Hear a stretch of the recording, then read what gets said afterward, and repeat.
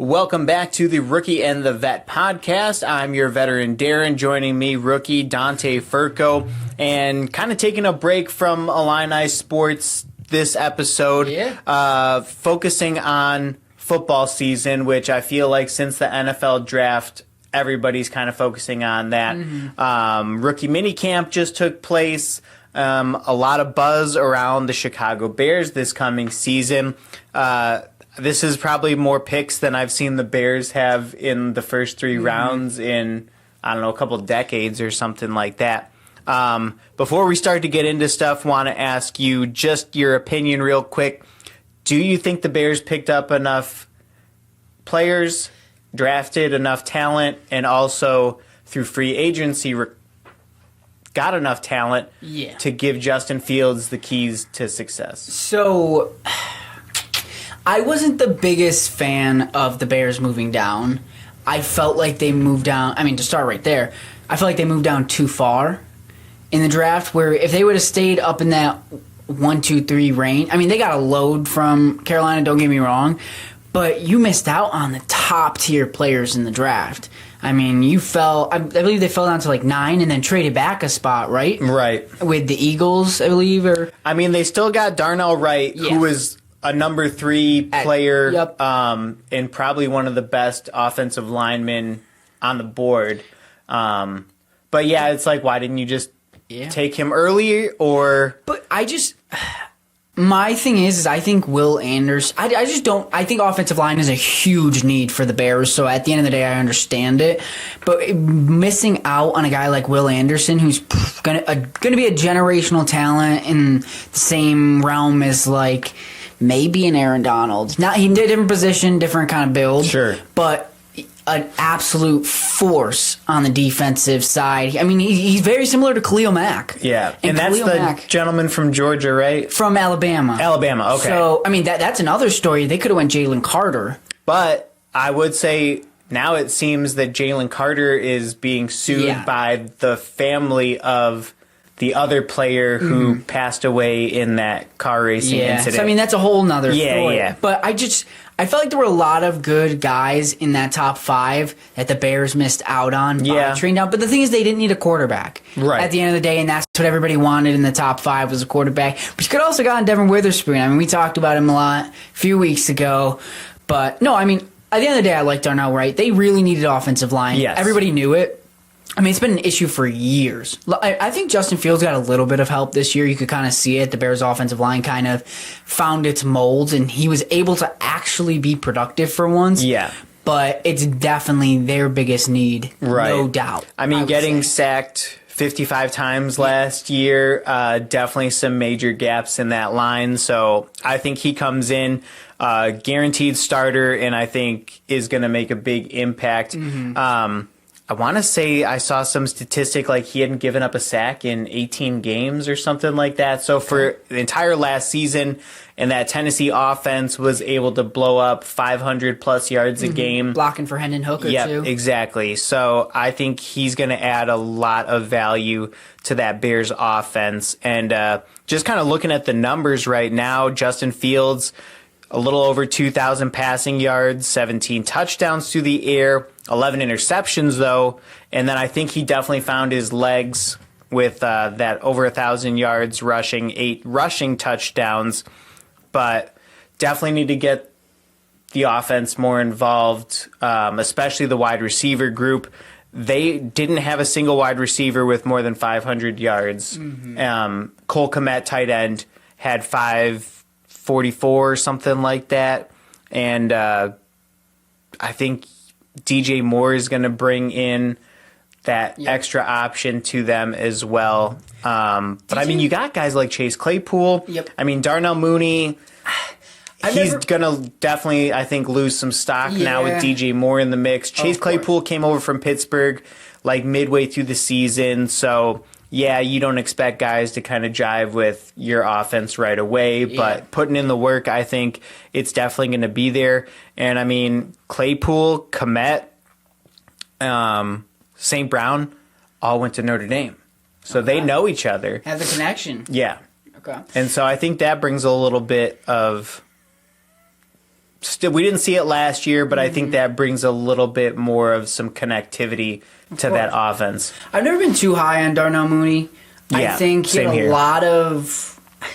I think people think he has a lot of upside, but he never shows it, and that's where I don't think he's going to be that 1 or 2 wide receiver for them. He's going to be probably in that 3 behind Claypool. I say he drops to 4 even, maybe. Could, behind St. Brown, maybe. But then you also have like that Cole Kmet, like you said, and Robert Tonyan in that Bears offense. Now, a lot of weapons. I mean, nothing too flashy. I guess DJ Moore is a little flashy. He's good, able to really just dominate the field. We saw with Carolina, even when he had a poor quarterback. Right. He was able to put up yards, put up touchdowns, and just kind of see what Justin Fields is able to do. You know, he had a lot of rushing touchdowns. He had a lot of rushing yards. How much of the offense is going to change now that they actually have wide receivers who can be productive for the Bears? I mean, I think it's an exciting offense and a big step up from years prior, where they could go from being the number 1 overall pick to maybe being that wild card contention in Justin Fields' 3rd year, where we saw him take a huge jump. Just like the team, he took a huge jump, and there's a lot to be excited about. And I know his name's starting to crawl up there in the MVP conversation. Yeah, and I mean, definitely we took a step up at wide receiver, offensive line. I think we definitely took a step down in the running back position. Yeah. I mean, Montgomery, he's been a solid back for Chicago. Only 1 season with more than 1,000 yards.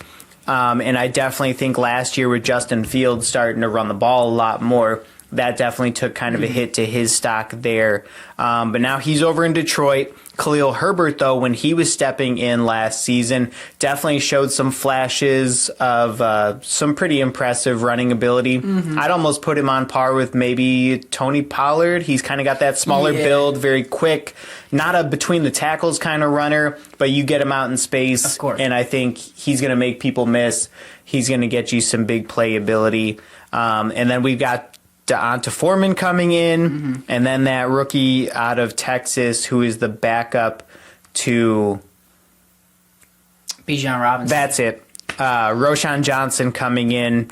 Not bad, but I don't know what to think about him. I'll be curious to see who's the starting back for this team. Probably Foreman, I'm going to guess it's Foreman, but it's going to be very kind of back and forth. I think kind of like the Detroit Lions offense, how they did it last year. Yeah. Where DeAndre Swift would get you downfield, but Jamal Williams would just punch it in the end zone kind of thing. That red zone type back, which could be probably Foreman, and then maybe Khalil takes it up to there, because that's kind of what Carolina did last year a little bit. Foreman just punched a lot of touchdowns in the end zone. He's a tough guy to tackle. Yeah, and I ended up picking him up on fantasy last year when I was really needing a running back at a certain point. And he had some really great games, a few touchdowns here and there. But, yeah, definitely Chuba Hubbard, I would say, took a majority of the share of the snaps. But people thought coming out of college that D'Onta Foreman was going to be a star. Like a star. He went to Texas, got hurt. Got drafted by, I think, the Texans. Tennessee. Was it Tennessee? Titans, he was somewhere, and he just didn't really get much going. And then in Carolina is really where he kind of got his footing. And I kind of started to show what people thought he could be. But yeah, he had a lot of hype out of college and didn't live up to it right away. But I think it's still a solid pickup for Chicago in terms of kind of rebuilding this offense and competing for a spot in the postseason. Yeah, and now I got to ask, with Aaron Rodgers no longer in the NFC North, do you think it goes between? I mean, I would definitely drop the Packers down. 100%. I mean, they got 3rd in the NFC North this last year, and I mean, Chicago was just kind of abysmal, but it kind of started to turn into a Minnesota-Detroit kind of game. Yeah. But now with Chicago adding all these key pieces, would you say it's Minnesota-Chicago? I mean, Detroit, I still think needs a quarterback. So there's a lot of things I could say with this. So I think the Packers might be the worst team in the division. In my opinion, they're not that good. They have no offense anymore. I mean, A.J. Dillon and Aaron Jones. Yep. But that's pretty much their whole offense. They lost Lazard. He followed Rodgers to the Jets. Yep. Lost Tonyan. I can't even. I guess they have Christian Watson. He was definitely big last year. But how much is Jordan Love going to give you? I mean, right now you take Justin Fields over Jordan Love. Yeah. The Packers defense isn't that great. Nope. And so honestly, that's a team I probably put last in the division. But we're going to way up. So my thing is, and I mean, it's very biased as a Vikings fan, I think until they're decrowned after winning the NFC North this year, they shouldn't be put below anybody else. Because everybody obviously looked at the Vikings collapse in the playoffs last year. They had such a great record and then didn't do anything in the playoffs. And then just something, everybody keeps taking the Lions over the Vikings. And how I think Dan Campbell's just building something in Detroit. I love Detroit. I mean, I don't love Detroit. I kind of love their story and watching Hard Knocks and everything. I just until it happens and the season starts, I just can't put Detroit at the top. Especially after, they traded DeAndre Swift away. But I think Williams proved towards the end of last year, and especially against that Green Bay game, the final game to take them out of that wild card spot, you don't need Swift. But guess what? He's gone too. Is he? He signed with the Saints. Okay. And you don't even have Swift. You do have Montgomery. But, still. Didn't they pick up a nice-looking running back? So they picked up a running back in the draft, and they picked up David Montgomery. But that's right. They took Gibbs with the 14th overall pick. It was extremely questionable at the time because they still had Swift, and everybody was like, what is the point of that? But, they took a running back to 14, 15 because they traded down after losing out on Witherspoon. Yep. And I don't see it right now. I think a lot of people are putting them in the Super Bowl conversation. I don't know about that. I just don't see that yet. I do like that Amon-Ra St. Brown. I do love Amon. I really wish I could have grabbed him in fantasy last year. St. Brown's good. He's a stud. But that's a lot. I'm trying to think who else is on that wide receiving core. How much do they really? Oh, you do have not Jameson Williams. Oh yeah, Jameson Williams, the wide receiver who he didn't get a lot of big plays last year, but he's really good out of Alabama. Yeah. They no longer have T.J. Hawkinson. No longer have T.J. Hawkinson. That's another thing. Kirk Cousins is about to get a full season with T.J. Hawkinson. Yeah. And in his 6 games with T.J. Hawkinson, T.J. Hawkinson probably 6, 7 touchdowns. Yeah. A lot of yards. And then the Vikings just drafted a wide receiver, Jordan Addison. I don't mean to keep going on about the Vikings. In terms of that division, I think it's going to be a mix-up this year, and it's really going to come down to probably injuries and who wants it more and who's going to kind of get in there and grind, because NFC North definitely got big shakeups, guys going from opposing teams to another, and also Vikings lost to Darius Smith, too. Just trade him. And what I will say is I wouldn't be surprised if the Vikings trade Dalvin Cook by July or August. I think he's the next to go. Okay. They're trying to make huge salary cuts right now because they are in the deep end in terms of cap hit right now. So that's why they're just letting everybody go. But I still like them. But in terms of the Bears, right now, I'd put them at the 3 personally, but I think they're close with the Lions. It's just how much do they have on defense is a big thing. The young defense on the Bears last year looked really good for a lot of rookie players. We picked up that gentleman out of Florida this year, Gervon Dexter, big guy. Definitely helping to do some run stopping up the middle. We got another guy from South Carolina, Zach Pickens, and then a lot in that secondary, too. But what sucks is, they traded away Roquan Smith and... they were gone... they were... Roquan Smith and then Robert Quinn. They were gone pretty early, and that defense still kind of shined, especially that secondary. A lot of interceptions, that I can just remember watching some games. Definitely we need more QB pressure, I think, and more sacks coming from that defensive line. And so we'll see. But they also added another interesting free agent. Frank Clark, didn't they? Could be. I know from Kansas City. I know the Chiefs released him. Now I have to see if I can find something. It's with the Bears. They'll add people, in terms of Chicago's a big market. Yep. But I think in recent years they've struggled to kind of add pieces. But I think Justin Fields is the kind of guy that people will want to play around, especially that Ohio State connection, the amount of people they're producing. Oh, yeah. I wouldn't be surprised in a couple of years with guys like, I'm just trying to think, Najigba, Seahawks wide receiver, Olave, kind of guys like those.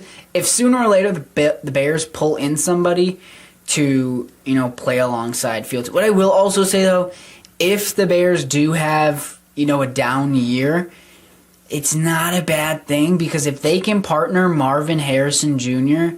up with Justin Fields, that is a duo that will be a force to be reckoned with. Because he spent another year at Ohio State, right? Yes. Okay. And I'll tell you now, as crazy as it sounds, Marvin Harrison might be the first... This is so hard to say because I think Caleb Williams will go number 1 overall next year out of USC.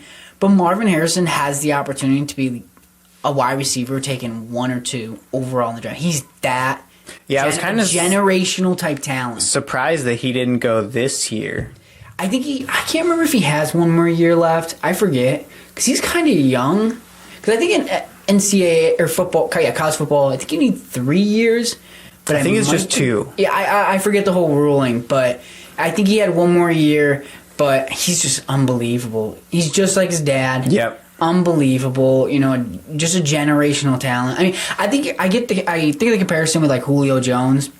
When Julio Jones came out of college, everybody knew he was going to be a star. And I mean, he was for 5 to 8 years. When he's not hurt. Yeah. He was just a star, and I think he's just got that, Julio Jones-esque kind of caliber in him. And that's what I'm saying with the Bears. If this isn't a great season and they're able to fall a little bit in the draft and you're in that top 5, that's a great pickup to put next to Justin Fields. I don't think they ever played together.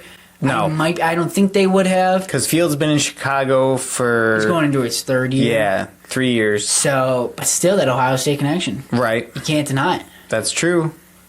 And then, what was I going to say? I'm blanking. I totally forgot. You're blanking. The Bears are blanking this past year, but I think there's a lot to look forward to if you're a Bears fan. I know you're a Bears fan. There's a lot to look forward to with this new offense. Yeah. Again, DJ Moore has me hyped up. Got a solid number 1 wide receiver. I think he can go over 1,000 yards this year. I mean, last year his numbers weren't terrible for a team that he didn't even want to play on. Mm-hmm. But under 1,000 yards, 7 touchdowns. I think I put him above 1,000 for this next year. Oh yeah, and it's just I'll be interested to see where the middle ground is between Justin Fields running and Justin Fields passing. I don't think he'll be that Lamar Jackson like. That's almost kind of what it seemed like in this season. Was he was running a lot? Yeah, a lot. But I don't know if it was because his O-line wasn't blocking and he had to run. He was forced to.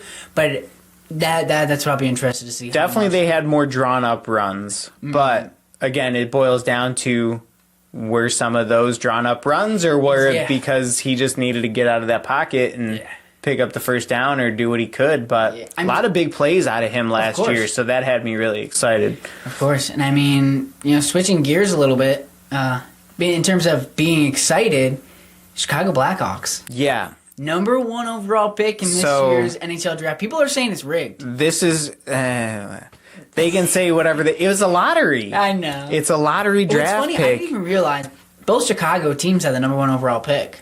Technically, the Bears traded it away. They had the number 1 overall pick. Yeah. And but what are your thoughts on them getting everything? All right, so Blackhawks pretty much sold the farm last year. Kane's gone. Taves looks like he's retiring. No. Okay. So they kept him, but he came out and said, he's been dealing with long COVID. Like, he's got good games. He's got bad games where, like, he can't catch his breath. Mm. And, like, honestly, retirement is probably the best for him. Like, he did amazing for the city of Chicago and the Blackhawks organization. I mean, from those cup runs that we made in the early 2010s, Him and Kane been on the same team for a long time. Oh, of course. So sad to see him go, but, health is a big thing. I would have liked to see them announce that he's going to come onto the coaching staff because I think he'd make a great coach. Probably. And, if he doesn't have it anymore to get on the ice, I think he is a leader of young men and definitely can help mold that next generation. Do you think, kind of building off that, do you think him and Kane have their jerseys retired? Probably Kane, Not right? yet. Well, not yet, yeah, but he will. Oh, okay. He will. Okay. Kane is pretty much in the top 5, if not top 3, Blackhawks. for all Blackhawks records. So that's definitely going to be coming. But Connor Bedard, man. Connor Bedard. And so this is... generational talent. Yeah, everybody's been talking about this guy. Like, no matter who has the number 1 pick, he's going to get picked. He's only 17 years old. I was just looking. Born in 2005. That's insane. Like, I'm 23, and it's like 2005. That's young. Yeah. That's really young. So, obviously you're excited to get somebody like that.